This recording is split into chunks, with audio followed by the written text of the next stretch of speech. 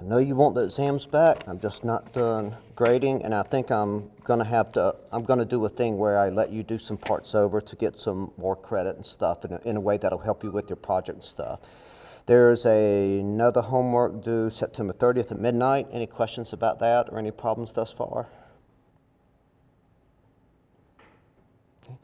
Today we're actually going to start talking about how you actually do focus groups. And let me begin. In case you've never seen a focus group, you're not really sure exactly what one is, I've got a good one for you. Anybody? There's anyone at all? Any thoughts? Again, we are talking about the cover of the book. I like it. You like it? Great. Terrific. Anything more specific? I hate it. Hate it. Jenna hates it. Actually, I didn't really like it. Guy has changed his opinion almost immediately. Yes. I'm a little confused because you're asking me to react to a book cover. It's just the same words repeated over and over and over again. It's the title of the book, Truth in Advertising. David, question, yes. You don't have to raise your... Where's the bathroom? I think it's down the hall on the left. I'm going to need that later. Okay, so the title of the book, Truth in Advertising. Anthony, does that sort of, bring up any emotions for you, any reactions? If I'm being honest, boredom. Confusion. Just feelings, if I'm being honest. Honesty, yes. Honesty is great. Those are some more negative emotions, generally. Yeah. Jenna, if you had to, sort of describe... I don't like red. It reminds me of my mother-in-law. She was a really horrible person. She liked red, so I just don't, and now she's dead. So. Okay.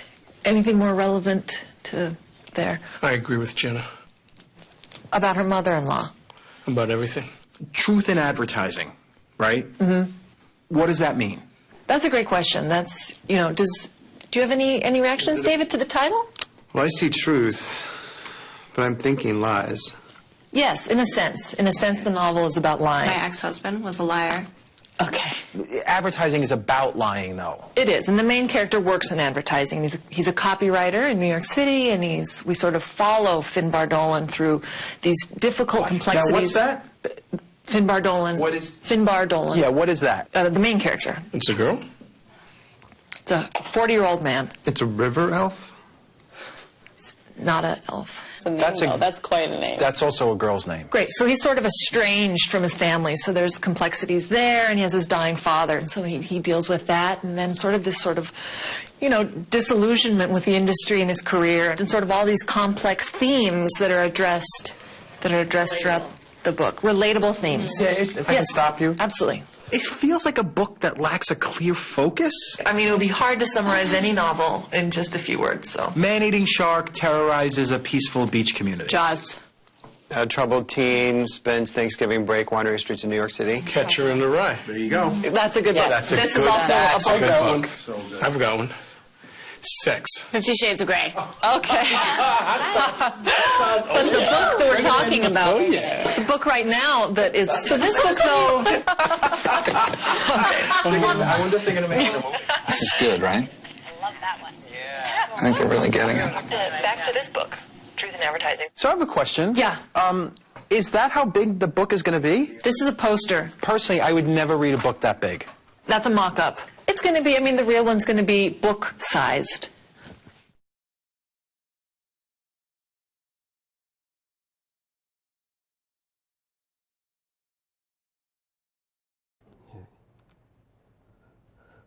So that is what a focus group looks like. It's a small group of people. They're usually in a bland room, and remember at the end you saw the people behind the mirrors looking at them. Usually the focus groups are going to be taped, videotaped, or audio taped, usually videotaped now. And the moderator has a very important role. The moderator's there to facilitate a discussion. And on the one hand, she has to make sure certain research objectives are met during the focus group, but on the other hand, she can't try to restrict the focus group too much because the focus group is all about exploration. trying to find some new information that you didn't know, that's just going to kind of arise spontaneously. And by the way, what I would just do today, this is kind of a different, I would just sit back and listen.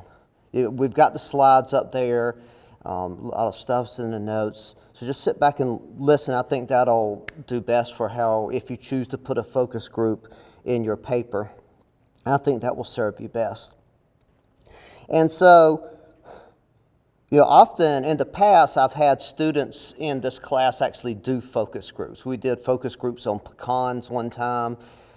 It involved blind taste tests of pecans, where they would consume the pecans, fill out a short thing about it, then they would have a discussion about it.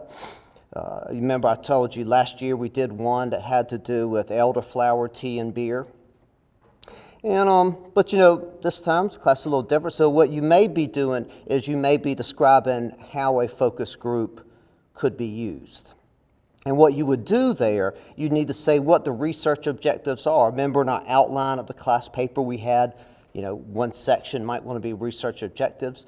What you really need to do as far as a focus group is describe what the moderator needs to really focus on. So the moderator needs to know that there are certain questions you want answered, but she also has to be given license to explore different things when the conversation arises. And what we're going to do first today is we're going to look at the history of focus groups, where they arose, how they've been used in history, how they're talked about a lot. And so first, just starting off, you see focus groups a lot in TV programs. They make fun of them a lot because that's where most of our exposure from focus groups comes from. There's going to be a small group of people, usually 5 to 10 people, because you're going to be in there like an hour. You want just enough people where everybody can talk and everybody gets to say what they want to say, but it's not so many people that some people are going to be left out. And you're focusing on something specific. It can be like a commercial that you're testing. It could be product packaging, an advertising jingle.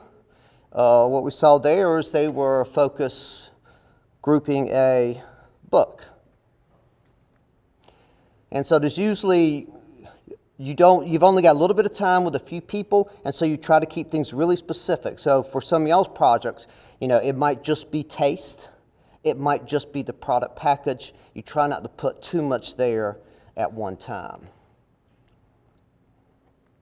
And you do use mostly open-ended questions like the lady was doing. What do you think of this? Do you agree with so-and-so? So you try to be open-ended, but every now and then you'll see people, you take a poll. And I think this may show up in one of the focus groups, like you may say, okay, now that we've discussed what this product is, you've told me what you liked and don't like, raise your hands if you'd consider buying this project, that kind of thing. And so you can get some statistics in the focus groups, take some polling. Sometimes you just do the polling just to get a conversation started. And you allow people to interact with each other, to respond to each other. That video, you had a weird scenario where the people were acting weird and misbehaving. And sometimes you can have a odd situation where maybe someone's being rude or maybe someone's saying another person said something wrong. Most of the time, focus groups are horribly boring because people just go one at a time. It's kind of like in class. I have to almost make you talk to me, It's kind of the way in focus groups, too. People don't naturally love to talk. Sometimes you get one person there who's a natural talker, but most of the time, and so good moderator is able to kind of get a group discussion going, even though the people in that room are strangers. And, like I said, we're trying to discover things. It's an exploration.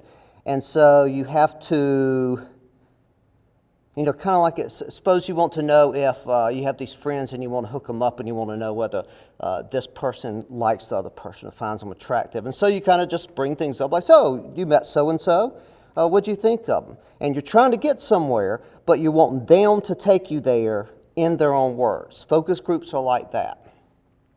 And it's usually led by, you always want a trained moderator, audio or video recording, and clients watching through one-way mirrors. Usually you prepare transcripts at the end. Transcripts just being a written document of everything people said, and you preserve the people's identities. where these things come from. So it's World War II, and we had already been in one world war not too long ago. Not all America was, certainly after Pearl Harbor, a lot of people wanted to fight Japan, but what about Germany? Did that really involve us? Well, the government had committed to war, and so they wanted to roll out propaganda, and I'm not necessarily using propaganda in a bad way here. They wanted propaganda to get American support behind the war, just like they do every war. And so they wanted to know what kind of messaging made people want to fight, let's say, Nazi Germany. And that's what focus groups are often really done for. It's like testing messages, what people think when they hear something. And so what they do, they hire 2 sociologists to study people's reaction to a broadcast of This Is War. And This Is War is just a short radio message talking about why we're fighting, why we go there to fight. And what they had, the people would be in the room, and when they heard something they didn't like, they were able to turn a knob. You can do that sometimes. You can have like kind of remote controls where you press things you like or press things you don't like. They had that there, but one of the main things was they tested out different messages. And so for one focus group, they would give them one message. For another focus group, they'd give them a different message. So you could have like kind of like a control and an experiment, or just an experiment where you're just trying out 2 different things and you're seeing what people like. And what they found was that they tried one message where they made these Nazis just saying Nazis are basically Satan and we have to go kill them, that they're brutal and they're not even people, that kind of thing. And they wanted to know how that message was. And it turned out people didn't like that message. They were not enthusiastic about the war because, well, they sounded pretty fierce. Do we want to go send our young kids to fight these people if they're really this fierce? But on the other hand, when they tested out a message expressing American values like democracy and freedom, then support for the war rose.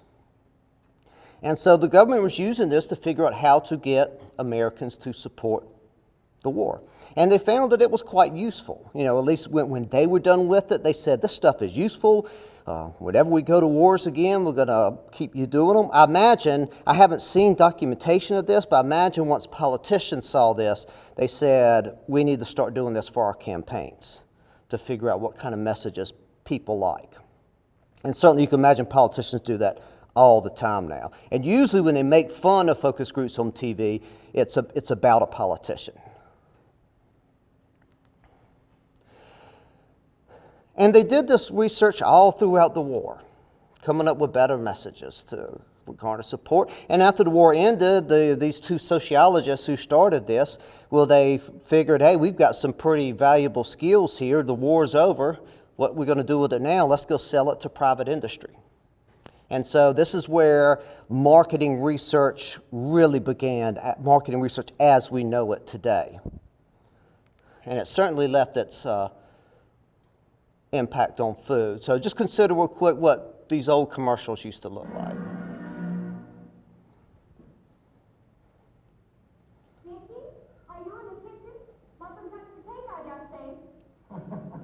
Well, Mother, after all, no one really can resist a rich, moist cake made with a Betty Crocker cake mix.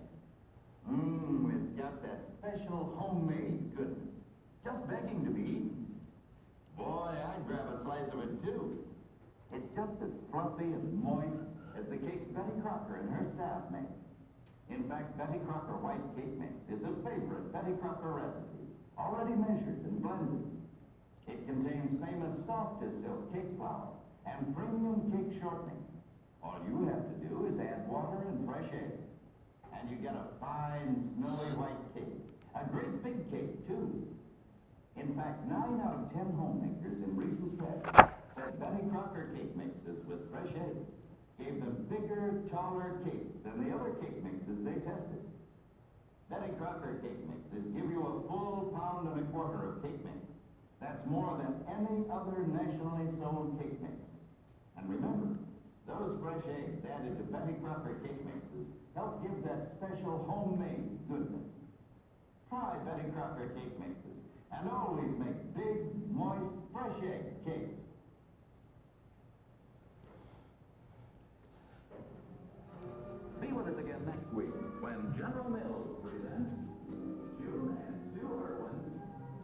So what I want to concentrate on here was the use of there's a whole story about Betty Crocker and the fresh eggs there. And so after the war, there was the food processing industry really started to ramp up. They were coming up with all different types of new food products, processed foods, making cake mixes that were just so much easier than making, say, cake from scratch. And at first they found out that they were having a hard time getting housewives to purchase this. Now, for what we're going through, just, remember this is before our time, but men and women had very different roles in society. So you had these men running these industries, and they were trying to get women to buy these products, and these men didn't know anything about women. And so what they found was they did focus groups about these cake mixes. And the first cake mixes they had didn't have the thing where you add the eggs to it. Because you really don't need it. They can process eggs in a way. You could just start with the dry product, add water, and have a perfectly good cake mix. But what they found was that when they had housewives evaluate this product and ask them, would they be willing to buy and everything, many housewives were hesitant to use it because they thought they were supposed to be working hard in the kitchen.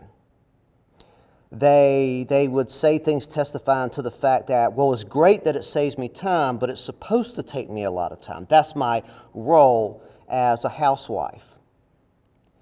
And so then the problem was the housewives didn't feel like they were cooking anymore. They feel like it's kind of how we feel if we just heat up a dinner and don't really do anything. So what they did find, based on that information in the focus groups, they came out with a different cake mix that said, okay, this you have to add fresh eggs to it. And now the housewife is buying different products. So, they have to add some fresh eggs and actually crack an egg. It feels like they're cooking. And so now they were much more likely to buy it. It was only then that the sales of these cake mixes paid off. So this was an example of where focus groups were used to really figure out how you design a product. Now that's the famous story there. And that story you'll hear people say a lot. It's documented. You never really know exactly what the truth was. This story came out of the company that was doing this. So obviously they're trying to craft a really good story about why a business should conduct focus groups. And the story they told, it's appealing in a way, at least that it's a story that seems to have some semblance of truth to it. But I've kind of got a feeling that they took the story a little too far. It probably wasn't as clear cut as they thought.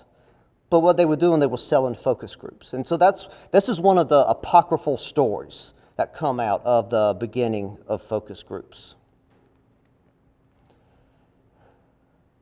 And at first, it seemed like you had the focus groups about the war and then the focus groups about housewives. And it seems like the whole 50s were all about just trying to get housewives to do things different, to quit working so much and buy more convenient products.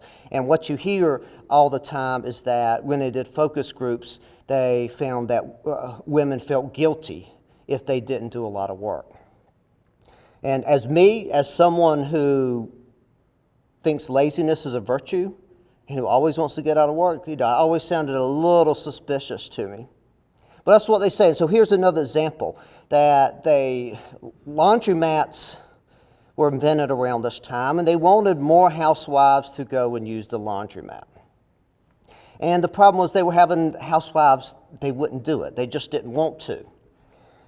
Because again, they say in focus groups, the housewives kept coming up with reasons why it was wrong for them to do that, because they're supposed to be washing their clothes at home, saving money by doing that. But then, from the focus groups, they learned that the housewives thought on special occasions it's actually okay to use the laundry mat. Meaning when there's a certain time when things are just really busy, you don't have time to do clothes, maybe a time when a housewife not doing her many duties won't make her feel guilty, then it's a little different. So they came up with this kind of clever little idea. And they found out once the housewife, if you could just get them to use the laundromat once, they were much more likely to be a returning customer to laundromat. So they had to figure out, how do we get them to go just one time? And then they said, what's the one event where women will not feel guilty about taking their clothes to the laundromat? And they said, what about death in the family? So what they did, they looked for obituaries in the paper. They found out who recently had a death in the family, and then they would mail those households promotional materials for the laundromat. And of course, if you had a recent death in your family, things are hectic. Nobody's going to mind if you take your clothes to the laundromat. And so they were more likely to go to the laundromat when there was a family death, and because they had been there once, they were more likely to go over and over. And so they found that that was one way to get women to start using the laundromats. Anybody ever heard the Ford Edsel before? Okay. This is a story we actually have really pretty good documentation for. So this story I'm telling here, this story is so famous that I'll show you in a minute. There was a Simpsons episode about it. But in the marketing world, a lot of times when people want to criticize Ford focus groups, they'll say, you don't want to use focus groups because you'll just end up with a Ford Edsel. And so Ford Edsel was this really, really big failure on the part of the Ford company that was said to be attributable to excess reliance on focus groups. And that's what the Edsel looks like right there. So they came up with this new car, and it was so big at the time, partly because there was just massive marketing behind it, tons of advertising. I mean, they really rolled out the money for advertising here. And part of their marketing campaign was saying that this is a car designed by the people. So not those nerdy engineers at Ford Motor Company. They said, we went out and we did market research on what people wanted, and we built the car that they wanted. So this was like a car for the people. You are the reason behind Edsel. Every new idea started with our opinion of your opinion. And it was hyped big time, so everybody was looking forward to what this new thing would be. And then it failed miserably. Nobody liked it. So I don't know what it does. I mean, it kind of looks ugly to me, but, back then, I don't know. But people didn't like it. And I don't think we know exactly why people didn't like it. They just didn't. They didn't like it that much. And it ended up, they blamed it all on market research. They said, you cannot expect ordinary people to design a car. And in some ways that kind of makes sense. You might remember earlier in class we said Henry Ford said, before he built the car that was affordable to everybody, he said, if I asked consumers what they wanted, they would have just said a faster horse. Because horses were used for transportation, that's all they could think of. People's imagination doesn't just necessarily go to an internal combustible engine. And so Henry Ford was saying, when you're coming out with something really, really new, you can't really do market research on it, because people can't really tell you what they want until they have it.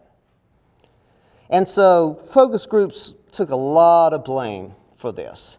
And so a CEO recently said you can't use focus groups to create an idea. A focus group would create an Edsel. And certainly the people at Ford Motor Company blamed it on focus groups.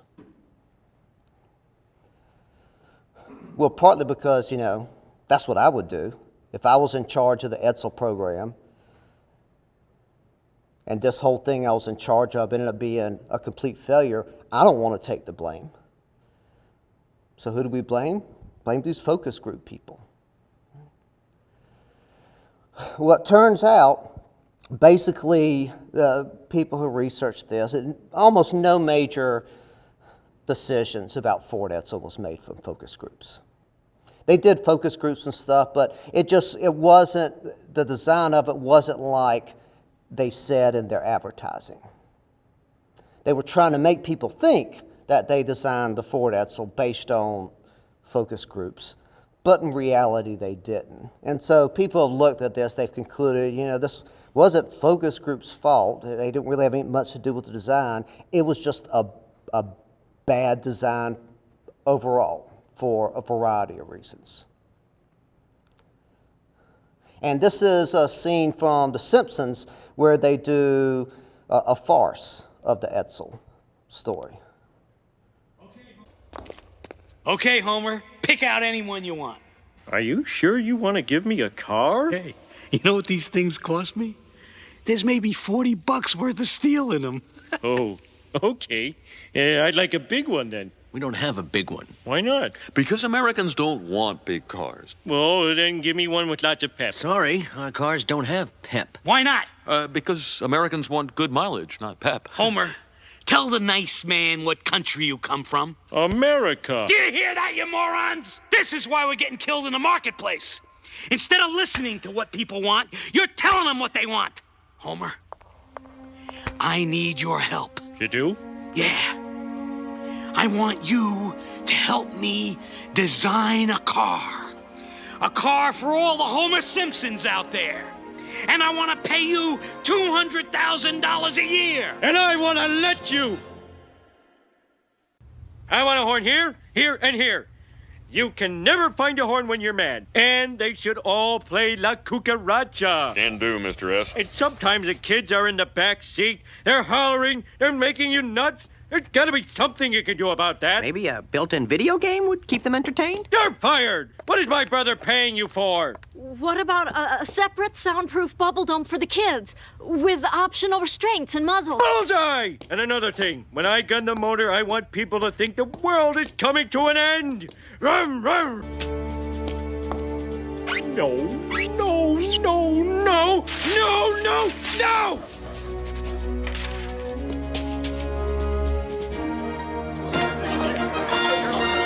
Ladies and gentlemen, esteemed stockholders, members of the press, Your Holiness, tonight we are going to witness automotive history. All my life, I have searched for a car that feels a certain way. Powerful like a gorilla, yet soft and yielding like a Nerf ball. Now at last, I have found it. Ladies and gentlemen, presenting the car designed for the average man, the Homer.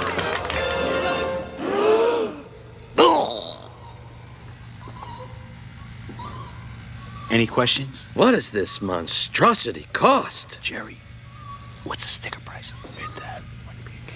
$82,000! This monstrosity cost $82,000! What have I done? I mean, the zoo was fun, but I'm ruined!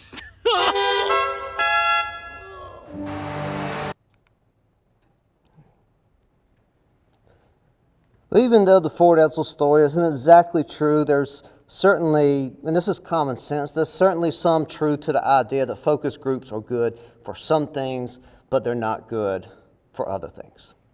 And so using focus groups is all about making prudent choices about what they're used for and not trying to take them to a place where they're not useful. And of course, focus groups today are a huge industry now. And so basically all Fortune 500 companies use them. There's 800 focus groups facilities in the U.S. One of my aunts, she does this for a living. She has a marketing firm, and most of what she does is focus groups. There's Consumer Insights, I think it is a firm in Tulsa, and I had the owner of that come do a focus group for a class one time to show us. The first time I taught this class, I said, I've never even been in a focus group. I've seen some things on YouTube. Let me bring someone in to actually show us exactly what a real focus group looks like. And I taped it because I was going to have students watch it and stuff, but frankly, it was like an hour long and it was just so boring. It was just, so you like this pecan? Tell me why you like the pecan. And people talk about why they like it. Then you just go from one person to the next, and you can't stay awake. So I use the comedy stuff instead. It actually ends up being a little better for showing how focus groups work. Measurements say over 200,000 focus group sessions are held in the U.S. every year. And so why are they so popular? And this is a part that may be a little surprising to you. So one obvious reason why it's so popular is that you collect useful information. You know, if the Betty Crocker story is true, that having the housewives use fresh eggs to make them feel like they're cooking, then certainly that was great information because it let them finally sell cake mix to housewives. And we're still doing it today, so maybe it still works for us. But let's go a little bit beyond the obvious reason that you can get good information. Another thing is that it focuses companies to have a dialogue about their product. It's, how do you say this? So, like sometimes like when I gave y'all your exam and I asked you, what can focus groups be used for, and then what can like internet surveys be used for? That's a way of making you actually get some of your thoughts on paper. And then I'm going to have you redo some of it. It may be part of the exam too, I don't know. But one purpose of having that exam is to make you think about it, and then I can come and talk to you and help you explore a little bit more to get you to then think about it even more. And so the focus groups can be done in the same way. If we have a company and everybody's busy, and every time, and I want to get all these people together for a little while and have a real serious discussion about this product, and I want the discussion to really be about important things about the product, focus groups can be really useful for that. You know, they're pretty expensive. I'll show you a cost in a minute. But you're bringing a group of consumers in, they talk about your product, you get some of the results back from the marketing firm, and yeah, you'll get all the transcripts that they said and everything. And there'll be one or two people from the company who attended all focus groups, and they'll summarize them. But then what the other people in the company do, they look at the results of the focus group, and it makes them think about certain things. And it makes them, and so maybe a consumer says, well, I don't like the way this looks. You know, maybe it's a food product design. One person says, I don't like the way this looks. And then the company, what they do is they're saying, well, she didn't really give us that much why she didn't say she liked the way it looks, but some other people didn't like it either. Could it be blah, blah, blah? Then maybe someone comes up with an idea of what may be unappealing about the product. And in the process, you end up coming up with a better product design from it. And, you know, I'd honestly say that of all the value of focus groups, this may be the most valuable part of it. An example, there was a media company that they held a focus group about their magazine, and one of the participants said, I don't understand the mission of this magazine. You know, what is this magazine? Who's it for? What is it doing? And the company then realized they didn't even have a mission statement. They were coming up with this new magazine that they wanted to sell, but they hadn't even really thought about their target consumer, what they're trying to achieve. And so they said, well, obviously, we need to think more about what is the identity of this magazine? What are we trying to achieve by doing it? And so what that did, you know, maybe spend a lot of, and it may seem obvious to you that if you're starting a magazine, it should have a mission and you should know what it's about and what the target consumer is. But sometimes you just need a little prodding to think about the right things.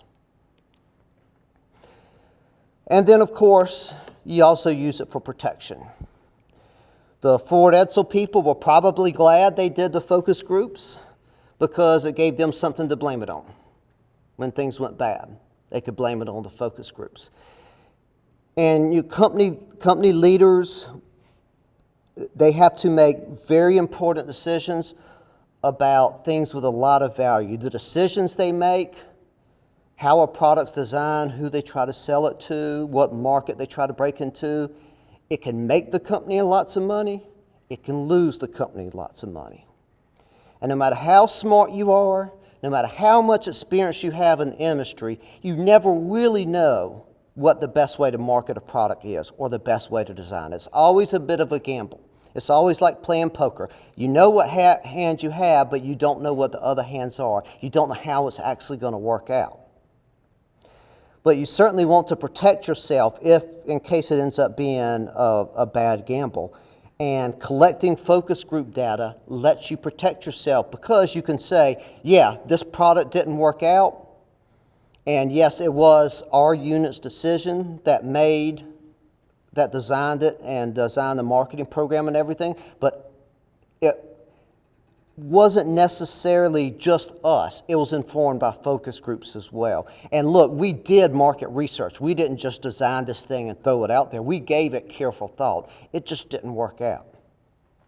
A lot of the consulting business is kind of like this. So probably at least one person here will grow up to be a consultant. And consultants make good money. But a lot of times what the consultants do is a business has already really decided what they want to do. But they know it might be unpopular with certain people.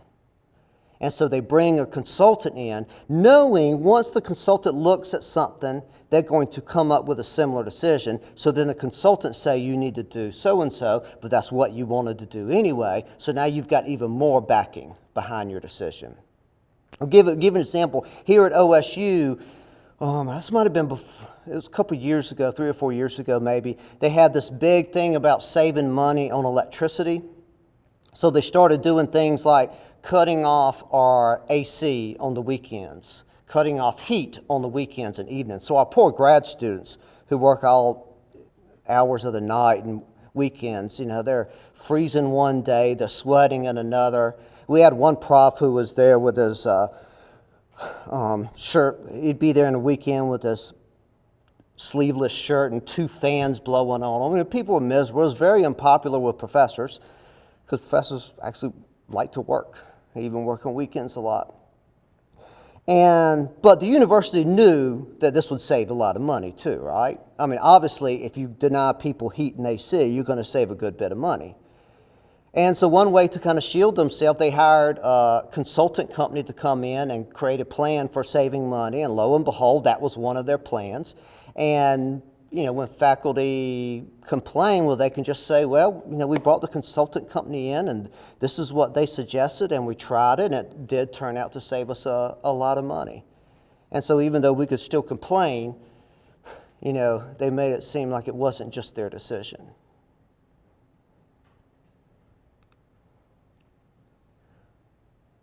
Governments and nonprofits use it a lot too. So this is an example from a public school system where they did focus groups on this food service. Wanted to see what the community thought of it. And one thing they found that in focus groups, people said they wanted more local foods in the school cafeteria. Now, I've already done my thing on local foods. It probably doesn't make sense for a school system to strap for money when half the people aren't paying the school bill anyway to buy more expensive local food. But that's what people said. And there was also concern that students were not given enough time to eat their lunch. I don't know if this is what it was like when you were in school. I don't know if you can remember elementary school that much, but I would go to the elementary school sometimes to have lunch with my daughter. And I'd bring her a Happy Meal or something like that. And you got to sit down and you got to eat, and you got to eat fast because they get you out of there in like 10 minutes. And there's some kids who just really don't have time to really eat. But at the same time, we're telling children to don't eat like a pig, to take your time, chew your food, don't eat like a duck and just swallow it. And so the focus groups were telling them that, you're telling our kids to eat better, but then the way you actually hold your school lunches makes it hard to actually convey that information.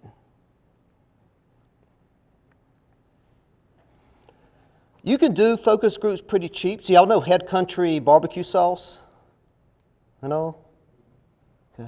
Well, they are located in Perry, I think. It's close to here. And but I met someone who worked there one time, and the way they conduct focus groups is they'll just bring people in and pay them like $35 to spend an hour with them, and they just kind of recruit the easy way. They just say, okay, ask a friend to come. Something like that. So employees will have their friends come. They recruit people. A lot of people in Perry will give up an hour for $35 in cash. And so they're able, and they just do the focus group right there at their facilities. I don't think they hire a moderator. They just do it themselves. They feel comfortable with it. And so they can actually get by doing it pretty cheap. And when we do these focus groups in my class, we typically pay people, I think we're paying them $50. No, I think it was $75. Paying them $75 for an hour of their time. And like last year, we would hold the focus groups at Simplicity & Co. Other times, students would just have it at different places. Like we had it at the library where we didn't have to rent anything, and the students were doing the moderating, and so we didn't have to pay a moderator. So they were pretty cheap. But if you go, if you're a company and you want to hire a company, someone to do focus group that will have a lot of prestige in the marketing industry, you don't want to have a bunch of undergrads do your focus group for you. And you may not want to just say, oh, we can do it ourselves. How hard can a focus group be? And so these are instances where they go out and they hire companies to do it for them. And so what they did here, this is some actual sessions they did. They gave people meals. They gave them $100 per head. There was some recruiting costs. Maybe you recruit by putting signs up. Sometimes my aunt, what she does, she'll recruit through like social media sometimes too, but she'll also go to places of work and say, hey, we're doing these focus groups. You can earn a certain amount of money just by coming and talking to someone. And there's a snowball effect, because once that person finds out you can get like $100 in cash up in a focus group, they'll tell a friend, that friend wants to come, and so on. You can get a good sample like that. But the point is, for a 2-session evening where you're doing 2 sessions of focus groups, like maybe 7 people one session, 7 people another, that costs us nearly $12,000. So you can think of focus groups as being about $6,000 per focus group. That's not cheap. That's not cheap. So you got to make sure that when you're doing it, that you've given the moderator everything they need to use that money and use that time in the most valuable way possible. And if you're hiring a moderator to do it for you, they don't know what your product is well. They don't know your company, so they need to be given really good research objectives to figure out exactly what it is you're wanting to know. We showed this before. I'm just going to show you. Finally tonight, Bud Light. If Budweiser is the king of beers, then Bud Light is the feudal peasant covered in donkey shit of beers. And this week, Bud Light found itself in trouble. Hard to understand how this made it past the pitch meeting. A slogan on bottles of Bud Light called it, quote, the perfect beer for removing no from your vocabulary for the night. Well, clearly, I did not just drink a Bud Light, because no Bud Light, no! It is pretty obvious why this slogan was problematic. Some said the message recalls alcohol's connection to sexual assault. Critics saying it invites attacks on women. I say it has a certain rapey feel to it. Okay. And so I know I mentioned this before, but I like to do this at least 2 times when I teach about focus groups, because I think it's another good example of when focus groups can be important. And so suppose you're in a meeting where y'all came up with, you're working for Bud Light, and they came up with that advertising slogan. And you're in a room with a bunch of alpha male guys, and they just think it's the best slogan, and you're maybe the female there, and you want to kind of protest against and say, no, this does have a little creepy feel to it. But you don't want to say it out loud because you don't know what other people think. What you can always say is, we should focus group it. You can just say, I know that people will probably interpret the message like you think they will. I'm just worried that there'll be some backlash. Let's just do 2 focus groups, just to get a little response to it. And so just suggesting that is not very confrontational. And when they do the focus groups, that focus group will almost certainly tell them that that is a horrible, horrible slogan. This is, let's see, I think there was one person here who was looking at a different type of container maybe. I think it was like Pringles can or something. Okay, I don't think they come, but someone had an idea where they want to look at a new Pringles can where you can take the top off and just put it on the bottom and it'll stick there or something like that. Now, this is an example of, this is an actual focus group where they were looking at, a different type of barbecue sauce container lid.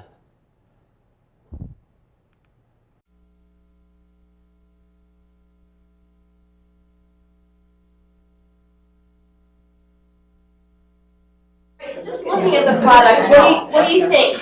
How many of you would be more attracted to the flip top? Raise your hands.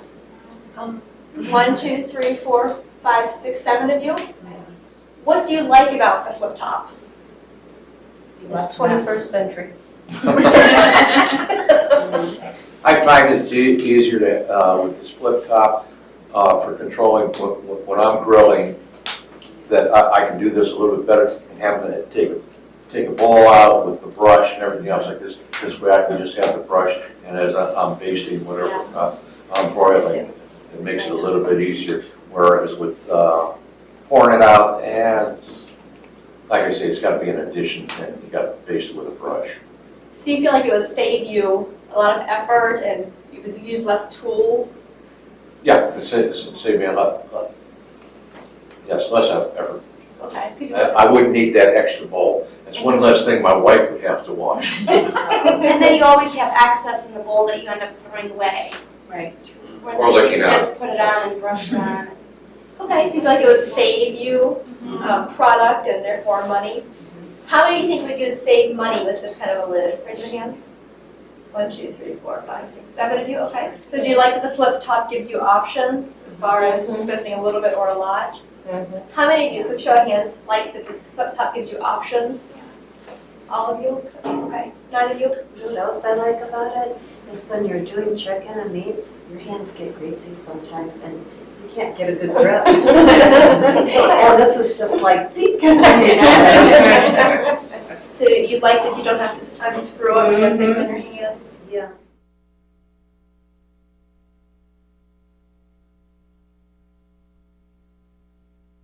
Try both of the bottles like you normally would use in your kitchen.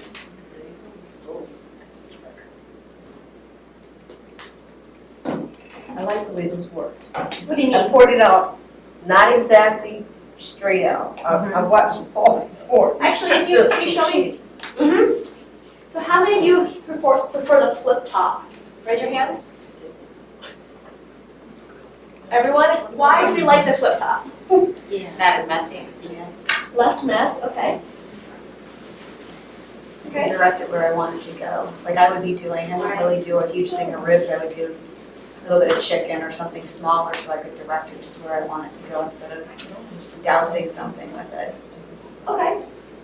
Okay, so you feel like you have more control over where it goes. Okay. What do you like, Joyce? I like it because you can make stripes. You can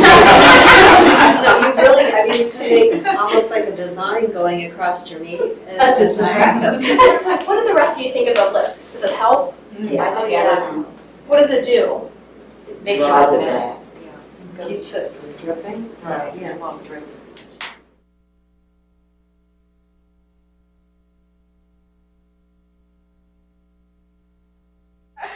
If there were 2 different brands, you thought they taste the same size, would any of you choose a flip top over a screw top if it was a different brand? Raise your hand if you would. 1, 2, 3, 4, 6 of you. The barbecue sauce is $2.50. How much more would you pay for one of the flip top? Go ahead. A quarter? Quarter. How many of you, raise your hands, would pay a quarter more for this flip top? 1, 2, 3, 4, 5 of you. How many of you would pay at least 15 or at least 10 cents more for a flip top? Raise your hand. At least 10 cents more. 1, 2, 3, 4, 5, 6, 7.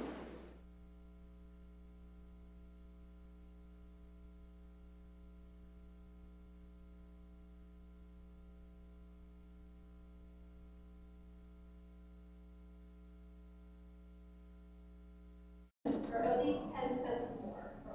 Raise your hand. At least 10 cents more. 1, 2, 3, 4, 5, 6, 7.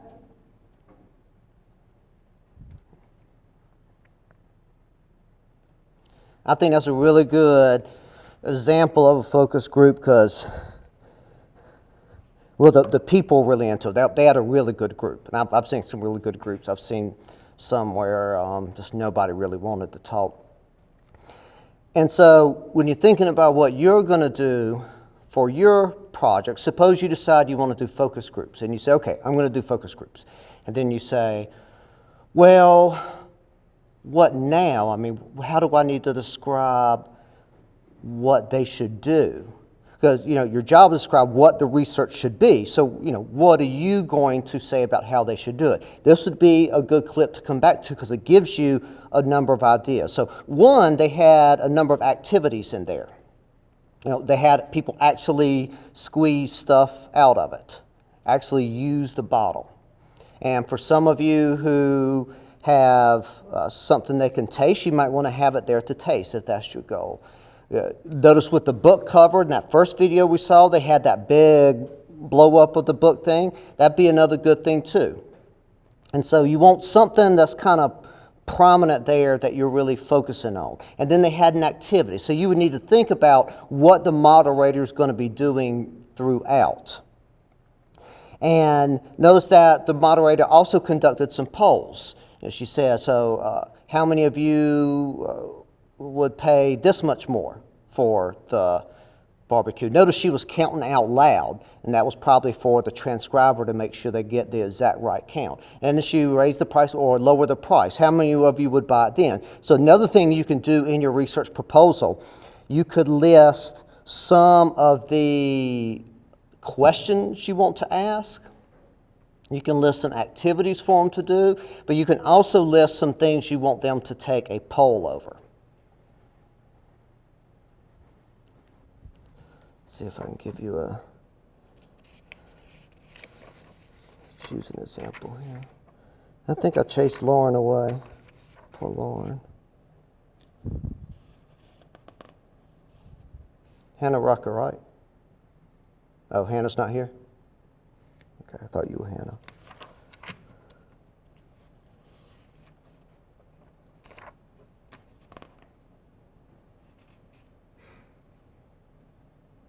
Clarissa's here, right?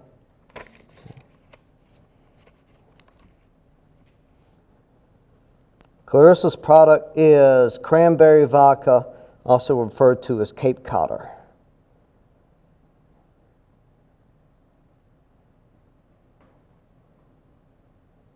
Healthy alternative to the cocktail made with sugar-free cranberry juice, available in packs of 6, prepared to go home with in the form of proportional serving size of cans. So she's focusing on a healthier cocktail that's a bit more, that's more convenient. They don't have to make it at home from scratch. Cape Cod Cran, okay. And so we're thinking about, like, if you were doing focus groups, maybe you're concerned about using sugar-free cranberry juice. So you have to have some kind of sugar alternative in it, I'm guessing. You can't really use, because regular cranberry is so strong and bitter. You have to have something else. And we'll talk about recruiting next time. But obviously, these kind of people you want to recruit drinkers, people who would drink vodka for that, bring them in. And then so you could describe that the first thing, so here's some examples, right? You say the moderator comes in and the first thing you do is you ask people a few questions about how often they drink alcoholic drinks and what type of drinks they drink. So you're kind of setting the mood there. And then Certainly someone will probably say that they like vodka with something, and then you can say, okay, does anybody else drink vodka sometimes? And then they do. And then you can explore, well, how do you consume your vodka? What do you drink it with? And you get a conversation going there. And then maybe you bring out the actual drink and you have them consume the healthier cranberry vodka, and then you ask them, and maybe you don't tell them that there's a sugar alternative in it. And you can say, what do you think of the taste? What do you think it's made of?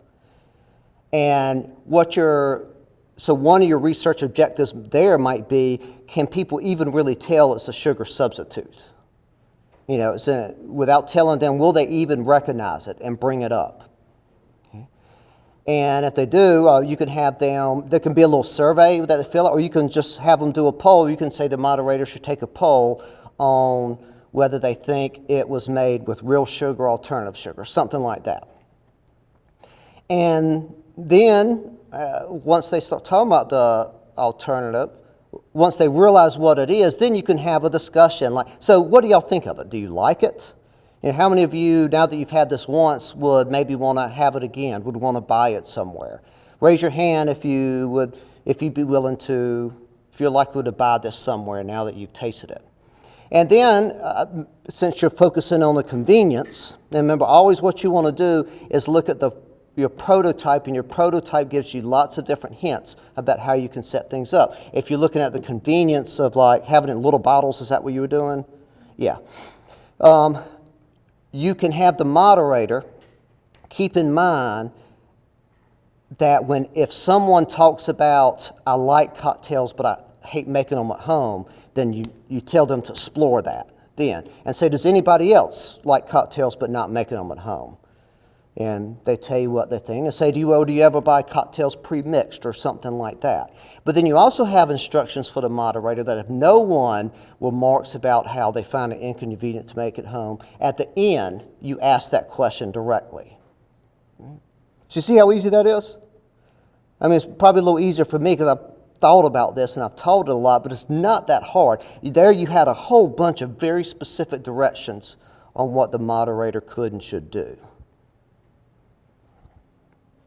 Tell you what, I want to stop there.